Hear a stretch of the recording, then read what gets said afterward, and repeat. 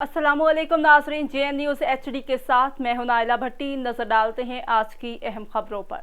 खबर शामिल करते हैं रहीम यार खान के नवाही इलाके संजरपुर से। संजरपुर में मुसलसल कई दिनों से डाकों का राज, डकैती और चोरी की नॉन स्टॉप वारदातों का सिलसिला जारी। मोटरसाइकिल सवार डाकों ने घर में घुसकर वारदात करते हुए 125 मोटरसाइकिल, नकदी, जेवरात और मोबाइल फोन छीन लिए। शहरी अदम तहफ़्फ़ुज़ का शिकार हैं। मजीद जानते हैं हमारे नुमाइंदे सैयद सईद अहमद जिलानी से। जी तफसीलात से आगाह कीजिएगा। जी बिल्कुल, संजापुर में थाना कोरसल की हदूद में डाकुओं का राज। मुसलसल कई दिनों में डकैती के मुतअद्दिद वारदातों में शहरी लाखों नकदी, जेवरात और मोटरसाइकिल से महरूम हो गए।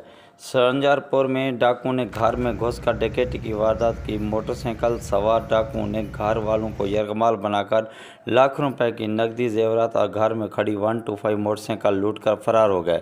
मुसलसल वारदातों पर शहरी अदम तहफ़्फ़ुज़ का शिकार हो गए हैं। शहरियों ने DPO रहीम यार खान और DSP सादिक अब्बास से फौरी नोटिस लेने का मुतालबा किया है। कैमरामैन टीम के साथ सैयद सईद अहमद जिलानी, JN न्यूज़, रहीम यार खान।